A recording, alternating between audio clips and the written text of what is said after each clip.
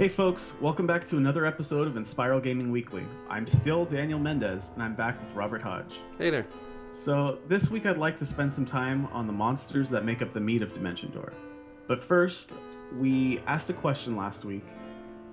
If you could create a monster for Dimension Door based on any myth, what would it be and why? So I thought I'd come up with one myself. My monster is kind of based on the Japanese yokai, the supernatural monsters that they kind of have in their folklore. A lot of them take the form of a human in some way.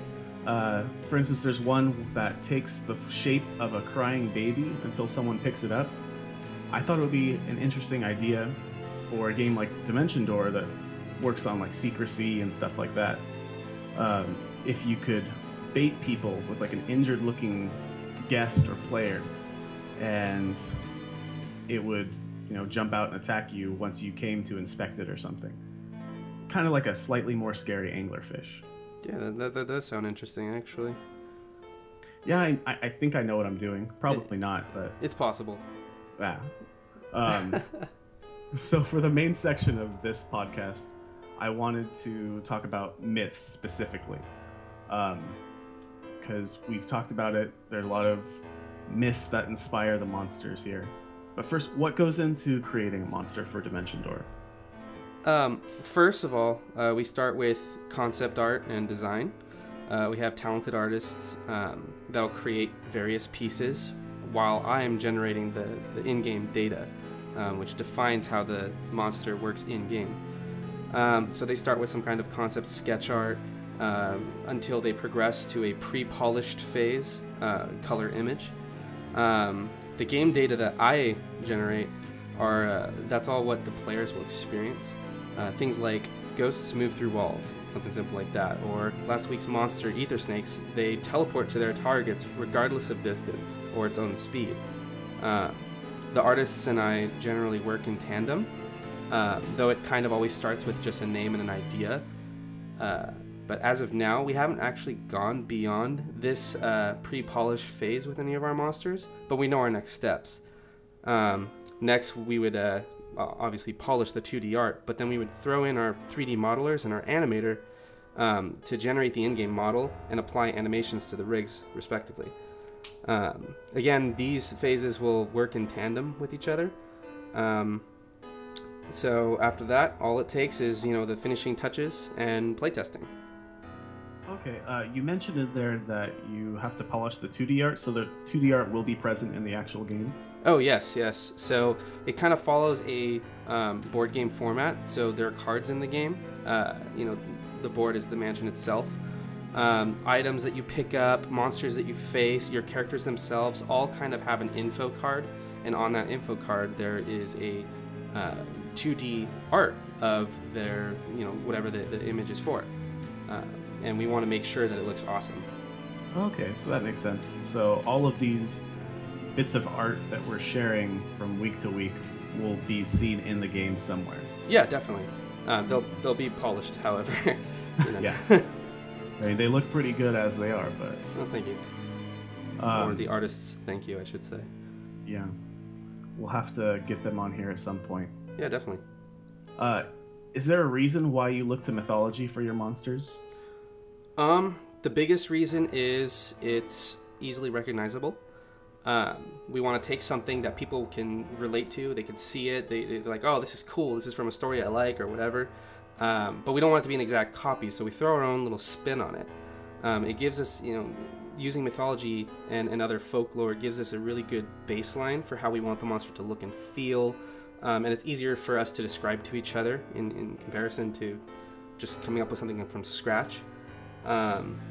Plus, not only do people know these creatures, but some people are at least minimally afraid of these creatures. Whether or not they believe it exists, it's well known. They're afraid of it for whatever reason. Throw our own little spin on it to make it a little bit more horrifying, and it impacts the players. I'm scared of everything, so you can just put whatever in the game and I'll probably be afraid of it. Will do. Like, you could just put like a door or something. I mean, it's called Dimension Door, so it has to be doors. Yeah, it'll be a door of multiple dimensions, and there'll be multiple of them. So. It doesn't even have to be a like a scary door. No, I'll still be afraid, it's just don't like the worry. front entrance. Don't worry. Is there a specific mythology that you go to more often, or do you try to have an even representation? So with our base game, we kind of tried to just, expand out to an even representation. We didn't want to really focus on one too many folklore at all. However, we do plan on expansion packs that are coming out to be more specific to a theme. So, for example, our first planned expansion is called The Heart of Tar. The setting is very swampy and murky, so you'll see a lot of demons that are made of tar, or the famous will-o'-the-wisps. Those will be included in the game, and it's very thematic to that setting. Okay. Do you have a favorite mythological story or character? That's tough because I really like them all. I like mythology as a whole. If I absolutely had to choose one, it'd probably be the Mothman, followed closely by La Llorona, the weeping woman. Okay. I don't think I'm familiar with the Mothman story. Could you tell me a little bit about that? Yeah, the Mothman, he's just this supernatural creature. He looks like partially human, partially moth. He's got these big tattered wings. People have claimed to have seen him in I think the West Virginia area. It's been a while since I looked into it. Yeah, it's West Virginia. And essentially he kind of has this paranormal what's it called, like he's kind of like a seer of the future, of natural disasters. And actually the one that people are reporting are directly linked to him is the collapse of the Silver Bridge, where I forget how many people died, but this was an actual event that occurred. People died, and they claimed that this Mothman actually came to them and told them about it, previous to it actually happening. There was actually a movie on it called The Mothman Prophecies. Okay, I just wasn't sure that was related to the actual myth of the Mothman, but it makes sense. I've seen the movie. It was weird. Yeah, it's interesting. I like it. Yeah.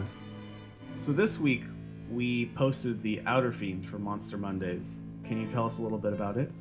Yeah, the Outer Fiend, as the name suggests, is some kind of otherworldly demon. It comes from the deepest, darkest parts of space, and it keeps a piece of that emptiness within it. Okay, that explains why it looks alien-ish. What inspired the Outer Fiend? Exactly that, actually. Just the traditional Martian-looking alien. The big ol' eyes and the very round, nearly featureless face. So we decided to give it a more sinister origin. You'll see it has horns to look like a demon. So Outer Fiends, they manifested its humanoid body based on its observations of human life. But it doesn't really want to relate to humanity. It actually would rather control it. So it decided to take the visage of what it has seen humans refer to as demons, hence the horns and the gray skin. They did so in hopes to strike fear into the hearts of mankind. Okay, that makes sense. I hate aliens, so I'm already afraid.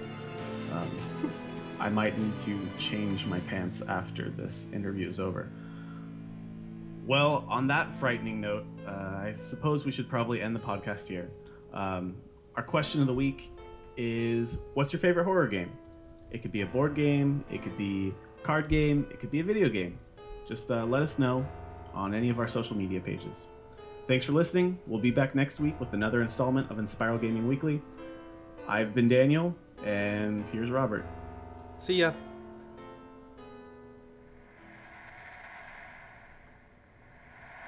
Wait a minute. Did he say, I've been Daniel? What was he before?